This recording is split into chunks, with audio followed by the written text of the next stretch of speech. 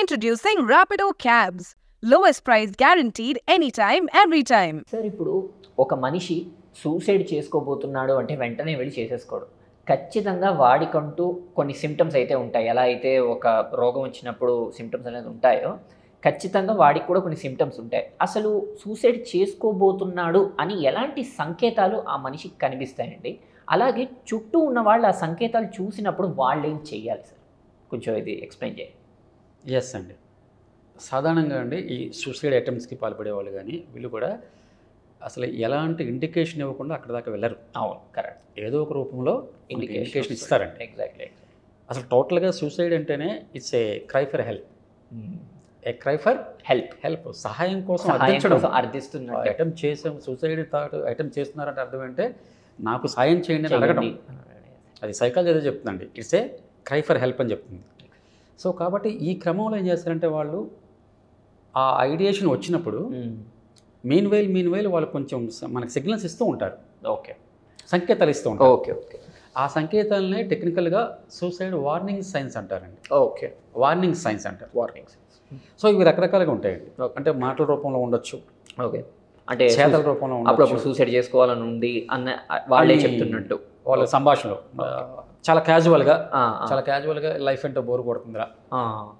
అలాగే ఫ్రెండ్స్తో next week నుంచి నేను ఉన్నాను కదా, మీరు పర్లేదు బాగానే ఉంటారా, ఇలాంటి this type of words exactly మాటల రూపంలో చాలా క్యాజువల్గా వ్యక్తం చేస్తారు. చాలా క్యాజువల్, సీరియస్గా కూడా ఉండదు.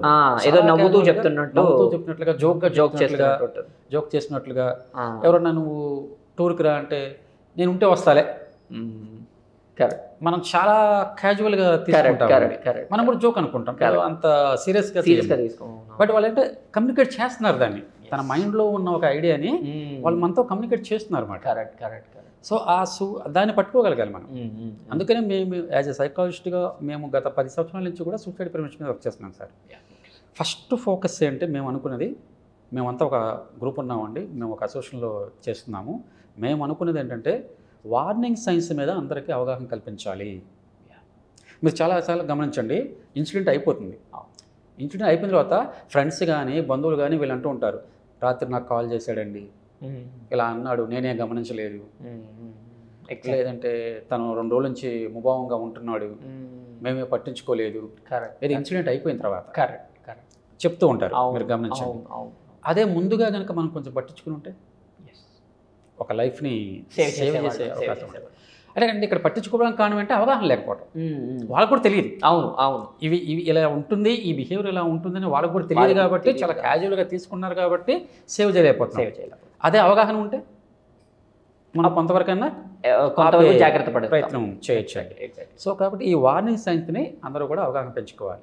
మాటల ద్వారా ఉంటుంది, చేతల ద్వారా ఉంటుందండి. చేతలు ఎలా సార్? అది ఎగ్జాంపుల్. అప్పుడు దాకా చాలా యాక్టివ్గా పార్టీ అంటే ముందుండే వ్యక్తి కుర్రవాడు నేను పార్టీలకు రానంటాడు. ఓకే, సోషల్ గ్యాదరింగ్స్ ఉంటాయి. అంటే మీరు ఫర్ ఎగ్జాంపుల్ ఇప్పుడు వీకెండ్ పార్టీస్ కావచ్చు, లేదంటే కాలేజీలో ఫేర్వెల్ కావచ్చు, లేదంటే ఫ్రెషర్స్ డే కావచ్చు, ఒక కుర్రవాడు చాలా యాక్టివ్గా ఉంటాడు. ఓకే, తనే లీడ్ చేస్తాడు.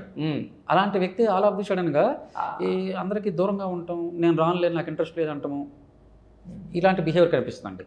ఓకే, అలాగే వాళ్ళకి ఇష్టమైన వస్తువుల్ని ఫ్రెండ్స్కి ఇచ్చేస్తూ ఉంటారు. కొన్ని రకాల వస్తువుల పట్ల మనకు ఆబ్సెషన్ ఉంటుంది. అవును, ఇది నాదే అనే ఆబ్సెషన్ ఉంటుందండి. ఎగ్జాక్ట్లీ. అవి కూడా ఉంచుకొని ఇచ్చేయటం. ఓకే, అంటే సాధారణంగా మామూలు పరిస్థితులు అయితే అసలు వాటిని ఎవరు ముట్టుకోనిరు కూడా. ముట్టుకుంటే వాళ్ళు ఎమోషనల్గా అయిపోతారు. అవునవును. అలాంటి వ్యక్తులు కూడా అలాంటి వస్తువుల్ని మళ్ళీ ఇచ్చేయటం. బెస్ట్ ఫ్రెండ్స్కి నువ్వు ఉంచుకో అంటే, మరి నీకు ఇష్టం కదా అంటే, పర్లేదండి నువ్వు నాకు ఇష్టమైన వ్యక్తివి కదా, ఇలా బిహేవియర్ ఇలా ఉంటుందండి. సో ఈ మాటల రూపంలో కావచ్చు, చేతల రూపంలో కావచ్చు, వాళ్ళు కొంతమందికి వ్యక్తం చేస్తారు. ఓకే, అది మనం కనిపెట్టగలిగాలి. అలాంటిది ఏదన్నా సిమ్టమ్స్ కనిపించినప్పుడు కొంచెం మనం వాళ్ళతో మాట్లాడగలిగితే బెటర్ అండి. ఇక్కడ ఒక అపోహ ఉందండి సొసైటీలో, సైకాలజీ ఫీల్డ్ కూడా చాలామందికి ఒక అపోహ ఉంది. సూసైడ్ గురించి ఎక్కువ మాట్లాడితే ఆ వ్యక్తులు అంటే పిల్లల్లో కానీ ఆ థాట్స్ ఇంకా ఎక్కువ లేనిపోయింది వాళ్ళు అరేంజ్ చేస్తున్నామేమో చేసినట్టు ఉంటుందేమో అని అనుకుంటారండి. బట్ సో మెనీ స్టడీస్ చెప్తున్నాయండి, దీని మీద చాలా పరిశోధనలు జరిగాయి సైకాలజీ. సో మెనీ స్టడీస్ ఏం చెప్తున్నాయంటే మాట్లాడాలి అని చెప్తున్నాయి. ఎవరైతే మీకు కొంచెం అనుమానాస్పదంగా అనిపించిందో కొంచెం మీకు వార్నింగ్ సైన్స్ కనిపించాయి ఆ వ్యక్తిలో, కనిపించినప్పుడు అతన్ని కూర్చోబెట్టుకొని కొంచెం మాట్లాడండి. ఏంటి నువ్వు కొంచెం తేడాగా ఉంటున్నావు, నీ బిహేవియర్ ఏంటి కొంచెం మారింది, ఎప్పుడు ఉన్నట్లు ఉండట్లేదు, ఏదో అసాధారణంగా ఉన్నావు అని కొంచెం కనుక మనం కూర్చోబెట్టి ఒక ప్రశాంతమైన వాతావరణం కూర్చోబెట్టి అడగలిగితే ఆటోమేటిక్గా దే కెన్ ఎక్స్ప్రెస్, వాళ్ళు చెప్పగలుగుతారు. వాళ్ళు ఏంటంటే ఇలా ఉంది, నా ఆలోచన ఎలా ఉంది, నాకు తరచుగా ఇలాంటి ఆలోచనలు వస్తున్నాయి అని ఓపెన్ అయ్యే అవకాశం ఉంటుందండి. ఒకవేళ ఓపెన్ అయ్యారనుకోండి మనం దానికి తగినట్టుగా మనం గైడెన్స్ ఇవ్వచ్చు. అంటే మన స్థాయిలో మనం వీలైతే మనం ఇవ్వచ్చు, లేదు ఒక ప్రొఫెషనల్ హెల్ప్ తీసుకోవచ్చు, ఒక సైకాలజిస్ట్ దగ్గరికి అపాయింట్ తీసుకోవచ్చు అన్నమాట. ఇలా మనం అడ్రస్ చేయగలిగాండి. అయితే ఇక్కడ ఏంటంటే చాలామంది చేసే పొరపాటు ఏంటంటే సాధారణమైన పీపుల్, సైకాలజిస్ట్కి సాధారణమైన పీపుల్కి అదే డిఫరెన్స్ అండి. నాకు సూసైడ్ చేసుకోవాలని ఉంది లేదా నాకు అలాంటి థాట్స్ వస్తున్నాయని కానీ రియాక్షన్ వేరుగా ఉంటుంది. తిట్టడము, లేదంటే నీకు అలాంటి ఆలోచన ఎందుకు వస్తున్నాయి, ఇలా ఒక రెస్పాన్స్ అనేది ఇవ్వటము జరుగుతుందండి. దానివల్ల ఏం చేస్తారంటే వాళ్ళకి అసలు ఓపెన్ అవ్వరు, దే షట్ డౌన్, మాట్లాడడం ఆపేస్తారు. ఇంకా అసలు అర్థం చేసుకోవట్లేదు అని. అందుకేనంటే జడ్జిమెంటల్ లిజనింగ్ అనేది ఉండకూడదు. జడ్జిమెంటల్ లిజనింగ్ అంటారండి. మీరు జడ్జ్ చేయకూడదు, తన వెంటిలేషన్ కానివ్వండి. తను బయటికి రావాలి. తనలో ఉండే ఎమోషన్స్, తనలో ఉండే ఫీలింగ్స్ అన్నీ బయటికి వస్తే దాంట్లోంచి మనకి పాయింట్లు దొరుకుతాయి, మనం దాని మీద ఫోకస్ చేస్తాం. ఎప్పుడైతే మనం జడ్జ్మెంట్ చేస్తామో వాళ్ళు ఇంకా ఎక్స్ప్రెస్ చేయరండి. నెంబర్ 1 పాయింట్ జడ్జ్మెంటల్ లిజనింగ్ ఉండకూడదండి. నెంబర్ 2 పాయింట్ ఏంటంటే వాలిడేషన్ ఆఫ్ దేర్ ఎమోషన్స్. అంటే సార్ అంటే వాళ్ళ ఫీలింగ్స్ని, వాళ్ళ అనుభూతుల్ని, వాళ్ళ అనుభవాలని వాలిడేట్ చేయడం, ఇంపార్టెన్స్ ఇవ్వటం.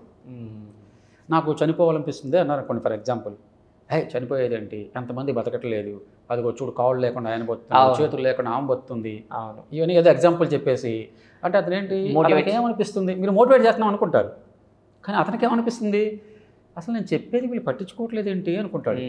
నేను చెప్పేది నువ్వు చెప్పేది ఏంటి మనసు అంతే కదండి, నేనేం చెప్తున్నాను నాకేం చెప్తున్నాడు అనే భావన వస్తుందన్నమాట. మనం వాలిడేట్ చేయాలి.